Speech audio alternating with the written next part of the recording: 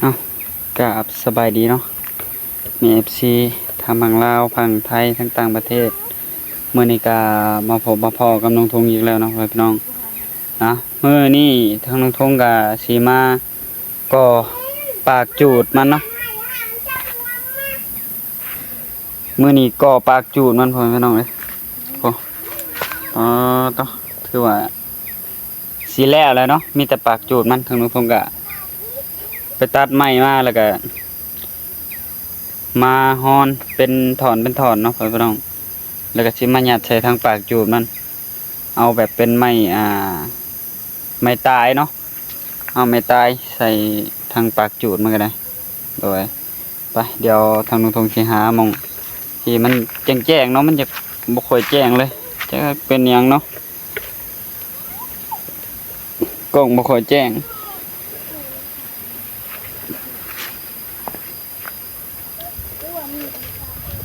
ไปลุยกันเลยเนาะ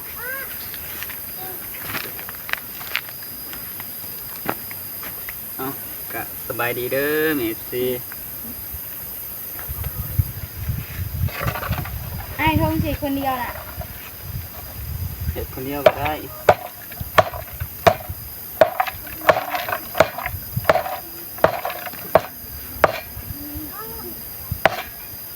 ห้าม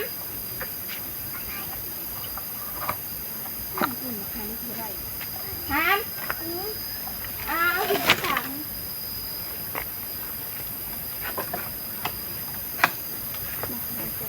สั่งเขาดิ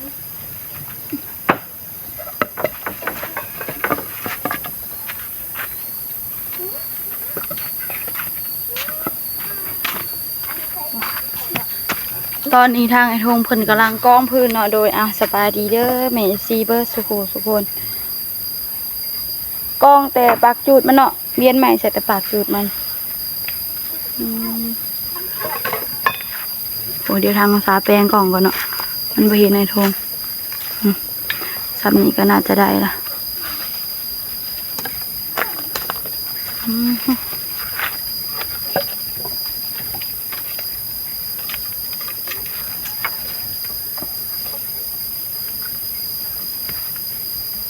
เอาแต่ไม่ได้นี่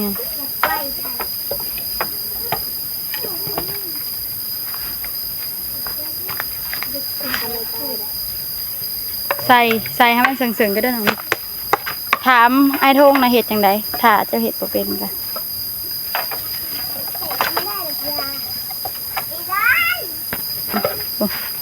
หลังจากกินข้าวแล้วก็พากันกองต่อเนาะกินข้าวกับแกงเห็ดตัวเทิงหนาวไม่ดิบใส่ดิตัวเทิงเอาไม่ดิบใส่ก็ได้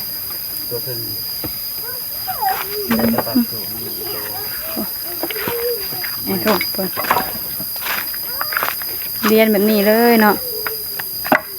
ถ้าเจ้าเรียนแล้วเจ้าก็สิทมเลยบ่อยทงด้วยยังไปทม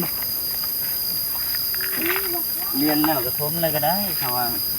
บ่เอาฝดใส่ก็เอาฝดใส่แล้วน้องลินน้องลินท้าบ่ะบ่นะได้เอาฝดใส่บ่อยทงเอาไม่น้อยเอาไม่สั้นๆใส่ก็ได้แจมเพิ่มใส่ก็ได้นะแจมเพิ่มแม่เพิ่มให้มันเบิดแล้วหน่อยทงกระเทินตัดมาเลยเนาะใส่เตาเดียวซะเกิดเตาหนาก็ไปตัดมาอีกเขากะโอ้น้องลินก่ะแม่น้องลินมันนั่นเห็ดให้มันคุ้งกันก็ได้น้องลินถ้ามันบกคุ้งแล้วมันชิใหม่แต่ใหม่นั่นมันกระสุดเลยนะ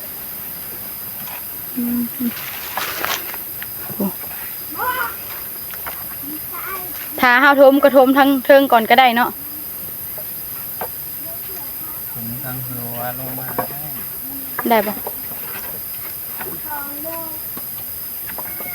ได้แต่ไอ้ทงเลยเนาะ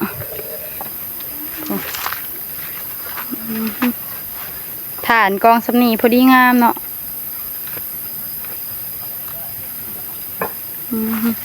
เล่งกองให้มันแล้วแล้วกระทมเลย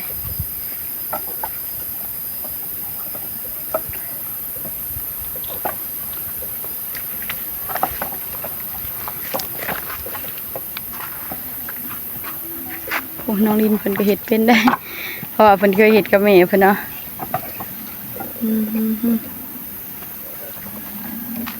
ไม่ตายเบิดละบ่อยโท เบิดเลยเอามาดีเติมใช่ก็ได้ไม่ตายเป็นไฮไลท์เติม ได้นะทางหลังจ้ะนะทางน้องซากะนี่เนาะจับกล่องสั่นนี่เด้อโอ้ได้บ่โทจูดเลยไอ้ทงตอนนี้จูดเลยติน้องดินจูดเลยติ โบเล่เอามาดีดูนะ ฮะ ว่าหยอกจูดแบบไอ้ทงถ่าจูดแบบเฮาบ่ทมขี้เหลือยได้เหรอมันสิเป็นอะไร ไม่เบิด ไม้เบิดแล้วมันสิเป็นขี้เถ้าเบิดน่ะ จะเป็นที่เท่ามันได้ที่ไหลดับมันได้บ่ นี่อันไหนทงยังว่าทางน้องซาช่วยยังว่า บอกเคยเห็ดเตาแบบนี้เนาะอยู่บ้าน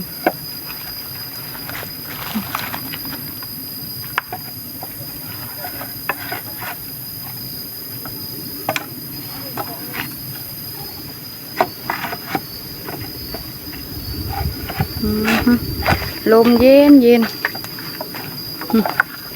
แซมใส่ทางปากจูดมันเนาะเพราะว่าเมื่อวานนี้เขากะกองคำเติมเนาะก็ยังเหลือแต่ทางปากจูดมันเลยก็ไปตัดไม้อีกเนาะมันนี่ก็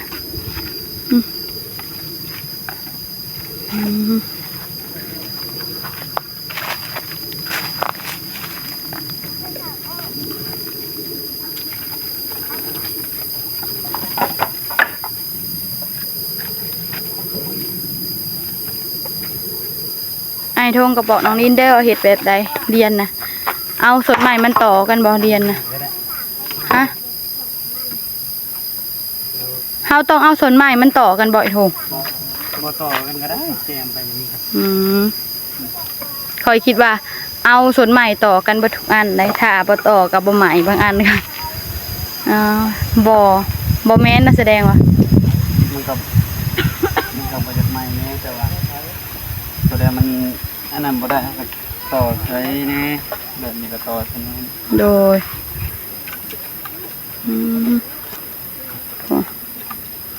กองฐานสำนีก็พอดีงามหน่อยทงบ่น้อยหลายกับบ่ใหญ่หลายกับพอดีงาม ตัวใดเป็นหูเขาแบบเอาใช้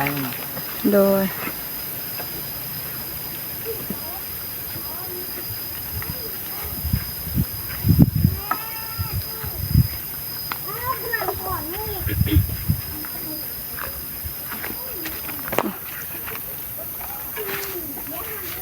ปลาเถอะ เอาขี้ดินถม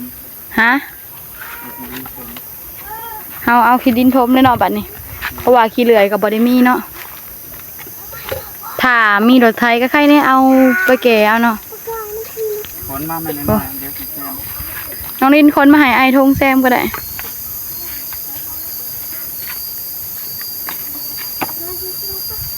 ปลาทั่วปากจูดมันก็มีแต่ไม้ตายเนาะ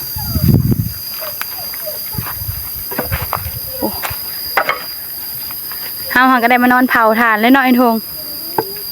มีแต่น้องลินนอนเฮือนแล้วบัดนี้ให้น้องลินเพิ่นถ้า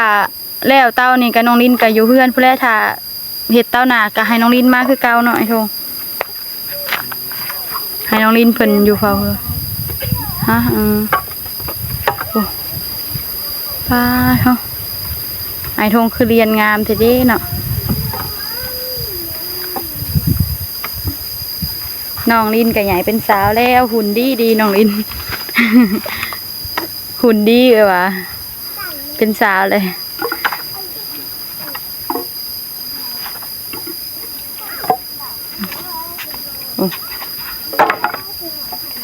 น้องลินสูงเนาะสูงกว่าอ้ายอีกน้องลินนี่น้องลินได้แนวไผได้ไอ้ทองคือสูงกว่าอ้ายอันนี้ฮะน้องลินเพิ่นได้แนวพอเพิ่นส่วนไอ้ทองได้ซะ แล้วเนี่ยแม่ไปเต็ม ส่วนน้องแหลกก็คือกันเนาะได้อันนั้นแนวแม่บ่น้องแหลกอะส่วนน้องลินนี่ได้แนวพอเนาะสูงกว่าข่อยอีกได้ไอ้ทงเอาไปเอามานะแม่นสูงกว่าข่อยอีกน้องลินเอาไปเอามา ใหญ่ก็ต้องเอาขึ้นมาได้เลย น้องลินเลือกเอาแต่อันน้อย บุ้มีมึงใส่แล้วอันใหญ่ อันใหญ่ก็เมียนใส่กล้องหน้าเนาะ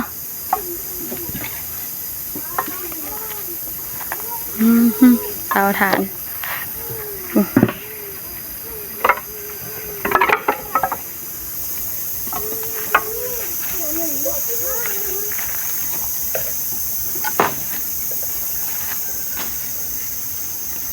มีละ ฮะ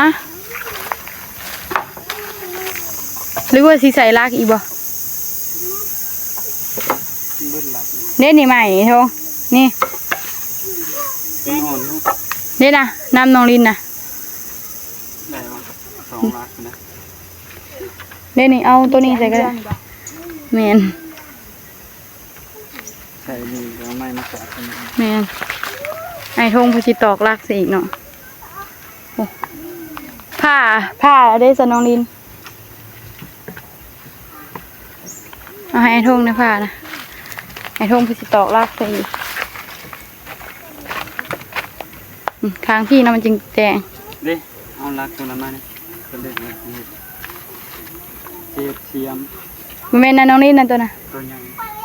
ตัวใหญ่เลยน้องลินแมนตัวนั้นแหละแรกๆเสร็จด้ามเสียมบ่อยทงนี่ไปตัดเอาใหม่เนาะ มันเป็นอย่างนี้แม่นมัน ไม่เข่งไหนฮะปลาโถ่ไม่ก็ยังเรียบปลายเนาะก็ไว้ใส่เต้าหนาเขาค่ะ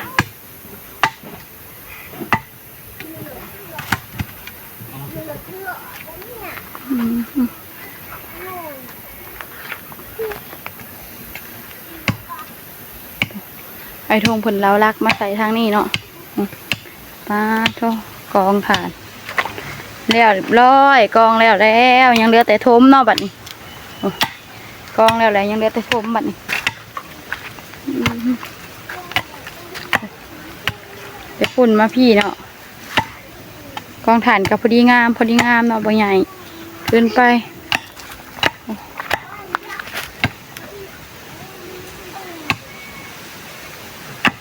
อย่าเก็ดดามเสียนหน่อยทงน้ำเจ้านะขากแทะน้ำเจ้านะ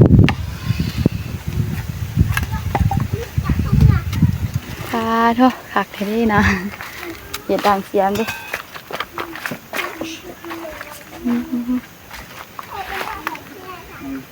ตัวน้อยแล้วมัน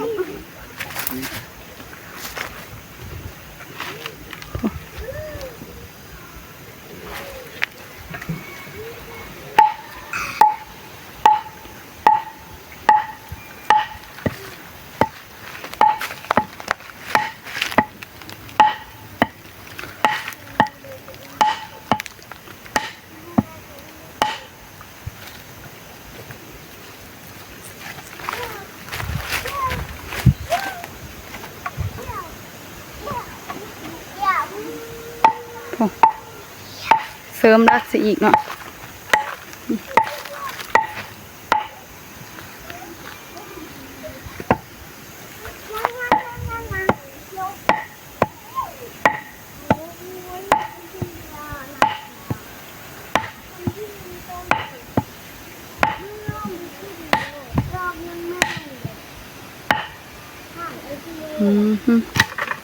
ตอกหลักเสริมสิ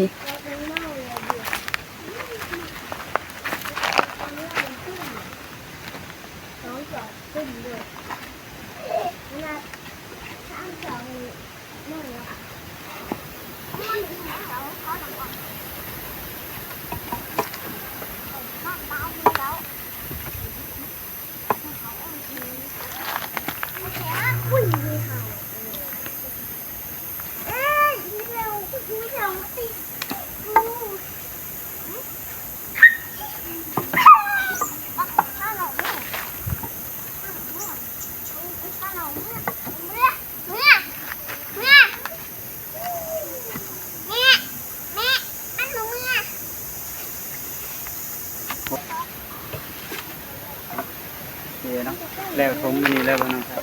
ฮะ แล้วทมนี่แล้วบ่ แล้วแต่ทงเลยเนาะถ้าไม่ทงกับน้องลินแผล ตรงนู้นพี่ อืม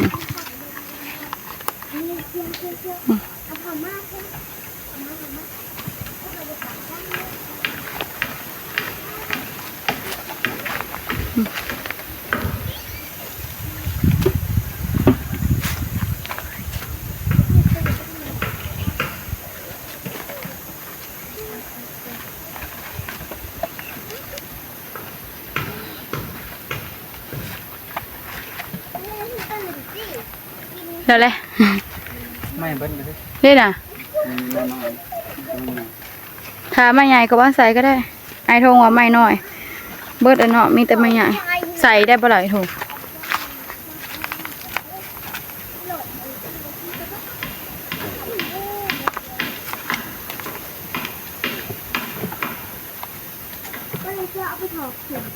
เรียบร้อยบาทนี่ยังเหลือแต่โทมบาทนี่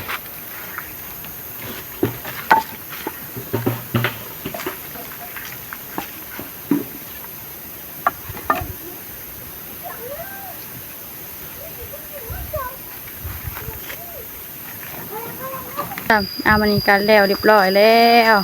บ่ายนี้เนาะทางนุพงศ์ก็จะได้จบคลิปไว้เพียงเท่านี้เนาะเดี๋ยวมาพบกันในคลิปหน้านะในคลิปนี้ทางนุพงศ์ก็ขอบคุณเนาะให้เมฟซีเบอร์ทุกคนเนาะที่เป็นคลิปทางนุพงศ์ตั้งแต่ต้นจนจบเก็บความโฆษณาเนาะทางนุพงศ์ก็จะขอลาไปก่อนน้องพักน้องโดยขอกล่าวคำว่าสบายดี